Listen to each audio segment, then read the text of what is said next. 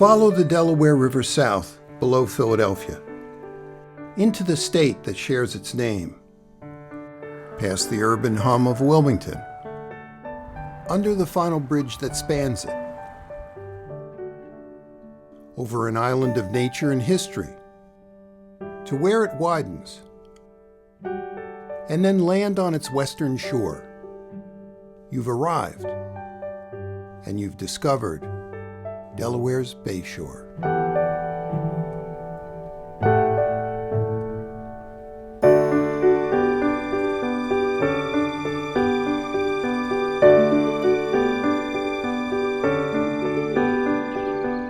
Formed by sediments carried by streams and rivers for millions of years, Delaware's Bayshore region has always been defined by the interplay of water and earth. That dynamic has shaped this landscape for centuries, creating distinct landforms as fresh water has flowed slowly through creeks, into rivers, then salt marshes, and finally into Delaware Bay. It was inevitable that this constant mixing of soil, water, and salt would produce diverse habitats with unique plant, animal, and more recently, human communities. Stretching from Newcastle in the north to Lewis in the south, and east from Route 1 to Delaware Bay, these lands are some of the least developed in Delaware, and yet were among the first settled in the state. The Dukes family arrived back in the early 1600s, when they settled at the mouth of the Blackbird Creek, part of the upper Bayshore region. Blackbird has been part of her life as long as I can remember, and my ancestors before me. They had been involved with the Hudson Bay Fur Company. So when they came down and saw the Delaware marshes with all the muskrat houses, that was really a drawing card. Through 10 generations, the Dukes have cultivated and cherished their special relationship with their piece of the Bayshore. Along with many of their neighbors, they participate in Delaware's Farmland Preservation Program, which enables landowners to retain their property and maintain their traditional way of life. But 300 years of local stewardship and use have also produced some of the Bayshore's most unique wetland areas. The Dutch went to diking and reclaiming the land, using the wetlands in an agricultural fashion. The wetlands were fertile, and they probably were more comfortable with reclaiming the wetlands than doing a lot of cutting into the forests. These diked areas, or impoundments, often located directly adjacent to tidal waters, were created years ago for agriculture, flood and mosquito control, and waterfowl hunting. Today, these wetland habitats are fully integrated into this diverse landscape, hosting well-established plant and animal communities. While still used seasonally by hunters and trappers, many of these state-owned areas have been enhanced with the infrastructure needed to offer the public exceptional wildlife viewing opportunities year-round.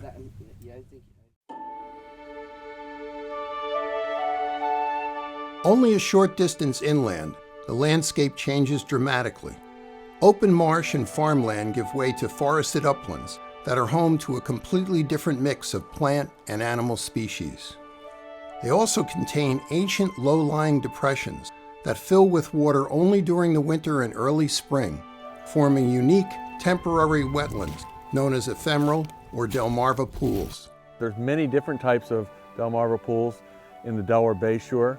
We have large ones like this, and we have very small ones, down to the size of puddles. All these are very valuable to wildlife, especially amphibians. Spotted salamanders, barking tree frogs, and other unusual creatures spend their entire lives quietly around these hidden, seasonal freshwater pools. But there are also many other diverse natural areas found along Delaware's Bayshore. The central region contains one of the largest forested uplands in the state, the Milford Neck Conservation Area. Here, a visitor can walk quietly in solitude amongst tall pines, completely unaware they are only a short distance from the salt marshes and Delaware Bay. These forests and wetlands support diverse wildlife, including wild turkeys, woodpeckers, and otters. Yet only a short distance away, on the bay's sandy beaches, another one-of-a-kind natural event occurs each spring. An epic drama that plays out as two of the world's largest animal migrations come together in a spectacular gathering. Millions of horseshoe crabs, drawn by warming waters and circadian rhythms, swarm bayshore beaches to spawn and lay their eggs. On cue, thousands of migrating shorebirds, on their annual journey north to the Arctic, arrive to gorge themselves on this rich banquet. This annual event draws crowds of visitors as well, who come to witness and celebrate this unique and miraculous annual phenomenon. Finally, to the south, as Delaware Bay widens, the bayshore landscape changes again. Long sandy beaches, occasionally dotted with small, quiet communities, border vast inland salt marshes. These barrier beaches serve people, plants, and animals, while also protecting the adjoining wetlands from the bay's dramatic weather. These marshes, some of the largest in the state, support numerous diverse life forms, including diamondback terrapins, northern harriers, and many wading birds. They also buffer the neighboring forested uplands, home to very different species, including the rare Delmarva fox squirrel. These habitats, so close together and yet so different, inevitably draw human visitors as well.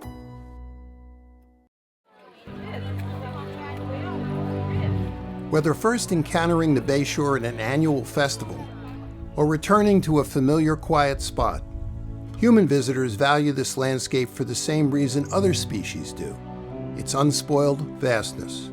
From upland to shoreline, the Delaware Bayshore is a continuous ribbon of interdependent natural habitats. This connectivity is what draws tens of thousands of snow geese to spend their winters at the 2 national wildlife refuges found there. It is also a tribute to the historic integrity of the local families, farmers, communities, and conservation partners that continue to maintain it. Yet Delaware's Bayshore is challenged in ways as never before. Climate change and sea level rise now threaten much of its shoreline and have begun affecting inland areas as well. Up in the forest areas, especially where the forest meets the beach and the dunes, those are the areas that I spend a lot of time in.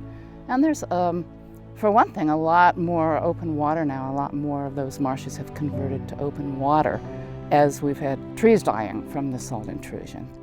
Saltwater intrusion, due to rising tides and increasingly dramatic weather events, now threatens some upland forests, challenging even the healthiest trees and undergrowth. But it's not just forest habitat that's being affected. All of this was farmland. I mean, the whole field was tillable, very productive.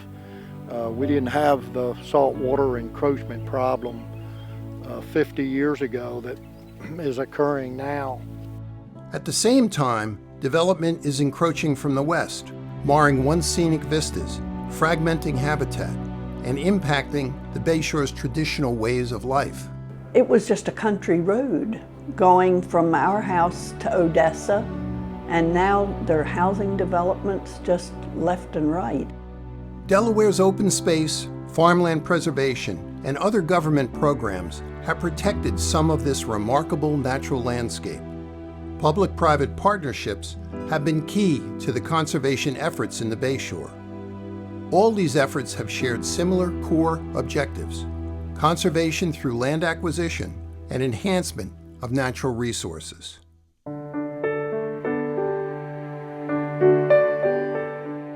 The results have been impressive. Much of Delaware's Bayshore is protected. This continuous ribbon of green is enjoyed year-round by people and animals alike, whether they call it home or only visit for a short time. Yet these new threats now demand an even greater strategic planning and conservation effort. For this reason, landowners, conservation groups, and government agencies have partnered together to form the Delaware Bayshore Initiative. The partners' goals are simple: expand and improve the significant conservation investment already made, and focus on securing new holdings vital to the Bayshore's future integrity. To do so will require an even greater effort by those already committed and by those willing to join in realizing this shared vision. The challenge is great, but by broadening and strengthening these partnerships, the Delaware Bayshore's future can be assured and fulfill the dream of those who have long cared so deeply about it. Well, just hope that the generations coming after us will be as proud of it as we are and do their very best to take care of it. Keep it as pure as possible forever.